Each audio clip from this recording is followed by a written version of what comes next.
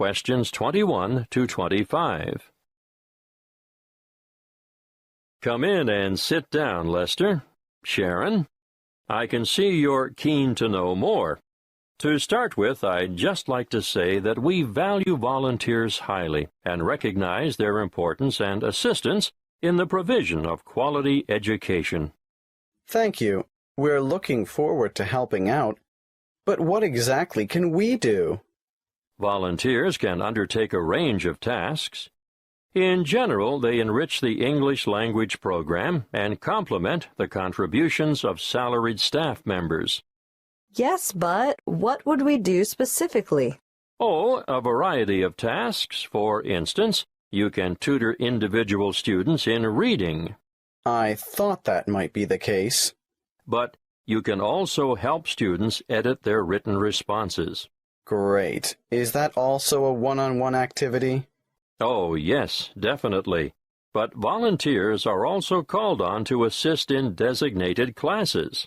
And what exactly would we do there? Well, it depends on the class, of course, but usually you take on the role of an assistant. A teacher's assistant. Yes, that's it. Sounds like fun and good preparation for our own careers. Then, an enormous area of assistance is developing students' organizational skills. Yes, I can imagine that's why some of them are struggling in the first place. There's also the special needs unit. They always need volunteers there. But we have no training in special needs. That's not necessary. These students just really appreciate having any extra attention.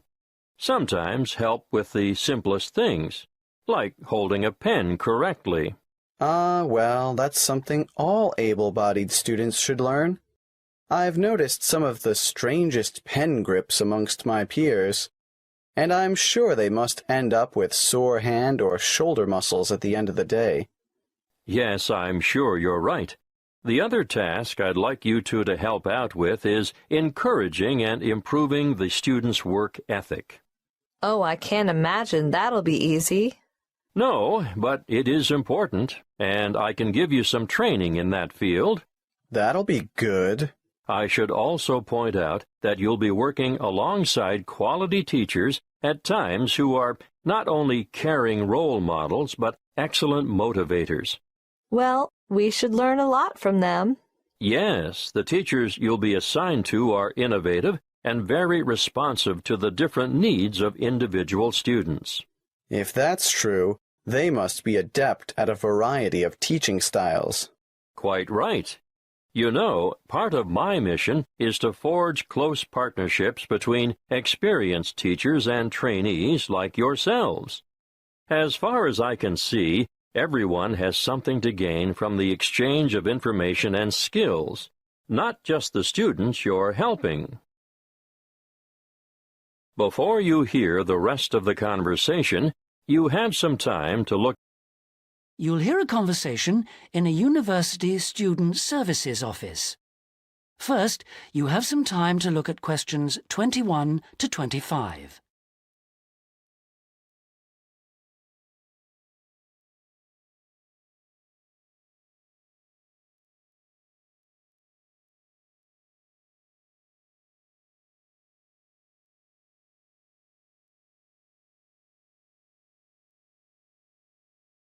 Now listen carefully and answer questions 21 to 25. Hello, I'm Dawn Matthews. Yes, hello. I've been referred to you because I'm inquiring about the refresher courses that you run. I'd like to find out a bit more about them. OK.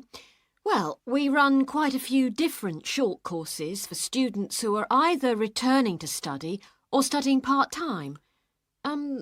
Tell me about your situation.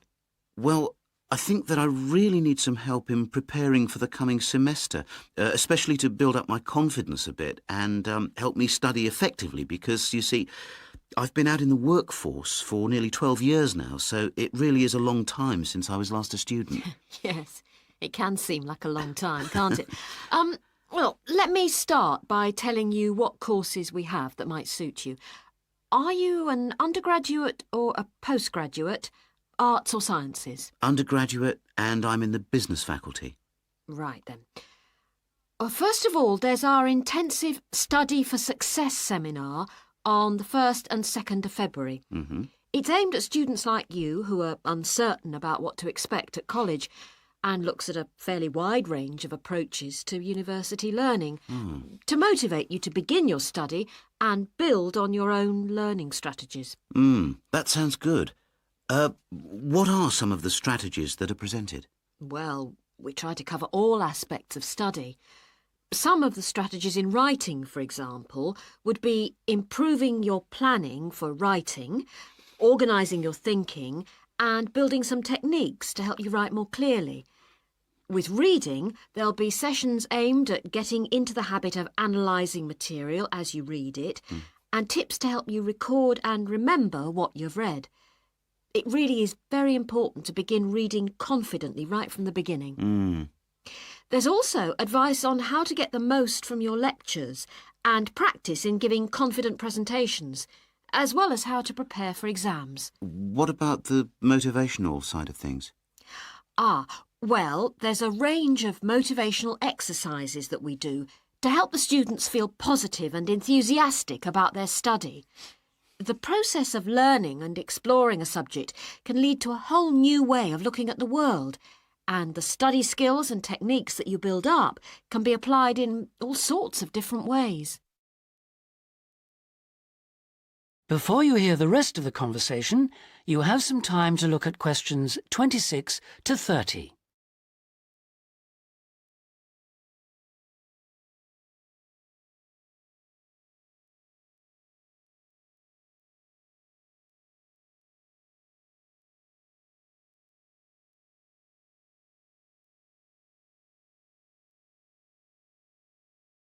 Now listen and answer questions 26 to 30.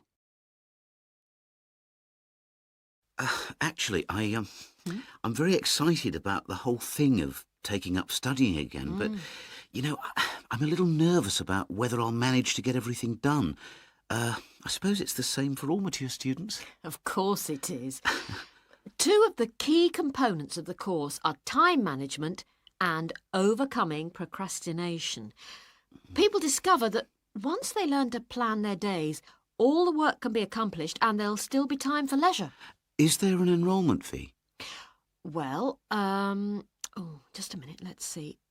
The cost is £30, which includes all course materials and morning tea. You have to arrange your own lunch.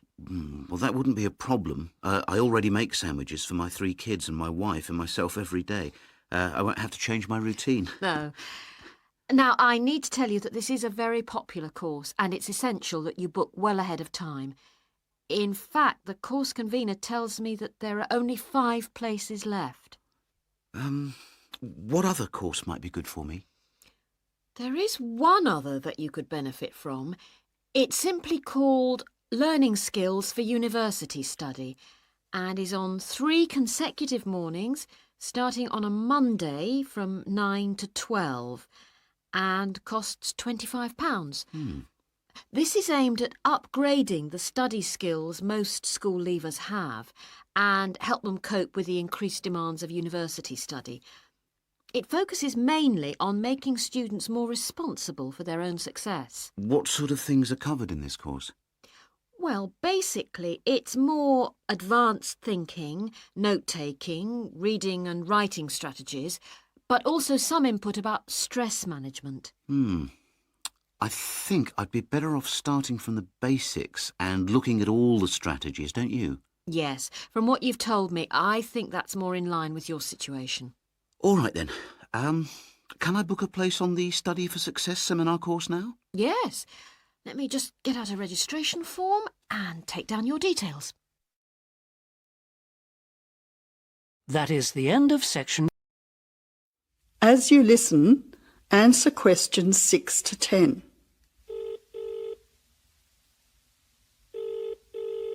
Who's speaking?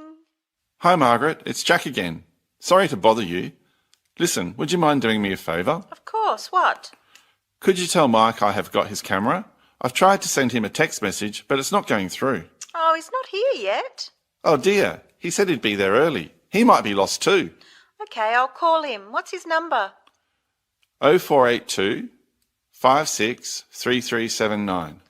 Oh, so that's 0485. No, 0482 563379. Okay, I'll call him right away. But where are you now? Well, I'm in your street, but I still can't find your house. I can't see the numbers very clearly, or a red letterbox. It's pretty dark. I thought you said it was easy to find. Oh, okay, wait there. I'll come outside and get you. All right then, and don't worry about calling Mike. I'll try to call him now. Hang on, there's someone coming down the street. It looks like Mike. Oh, and I can see the letterbox now. It was hidden behind a bush. See you soon.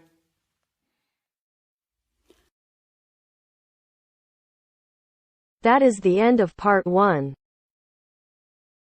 You now have half a minute to check your answers.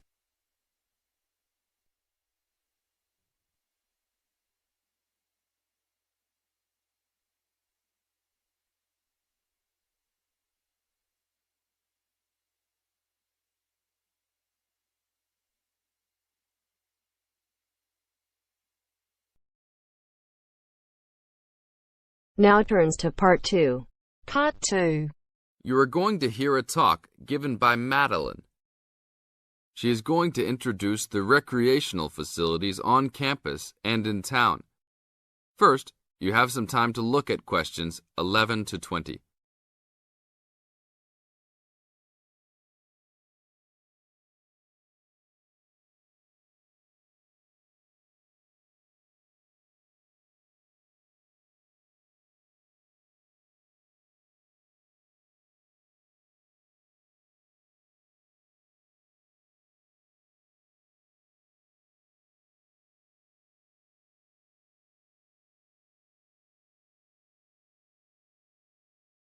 As you listen to the talk, answer questions 11 to 20. Well, good morning, everybody. My name's Madeline Stewart, and I'm here to tell you about the recreational facilities available on campus, and also to tell you something about what the town has to offer. You may already know that your students' union membership also includes membership of the sports union, which provides a range of sporting and recreational facilities on campus, much the same as those in most British universities. The sports union has football, tennis, and cricket teams in local competitions. And really, most sports are catered for in some way on campus, even if they're just social matches. In the building itself, there are fitness classes and a full gym, including weights.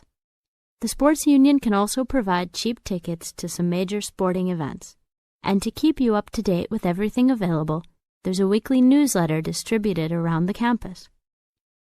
You should check this to find out the names and phone numbers of the contact people for each sport or activity you're interested in. Yes, did you have a question? Yes, apart from what you've just said, does the sports union offer individual help in any of its activities, for example, in getting fit and healthy? Yes, we do. The sports union has a fitness assessment clinic every Friday, staffed by the resident sports trainer, who can provide advice on the best program for you and refer you to various charts.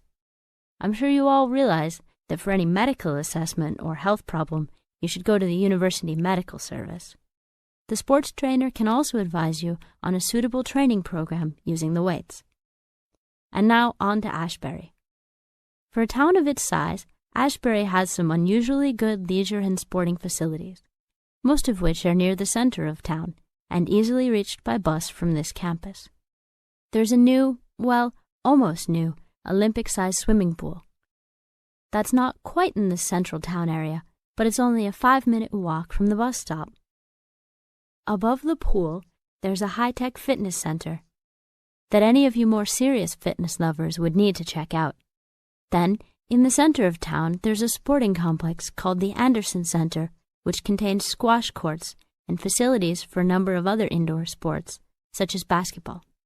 And just around the corner from the Anderson Center, in the main street there, is an indoor bowling alley. All of these facilities are listed in the weekly newsletter, So I encourage you all to look through it and... That is the end of part 2. You now have half a minute to check your answers.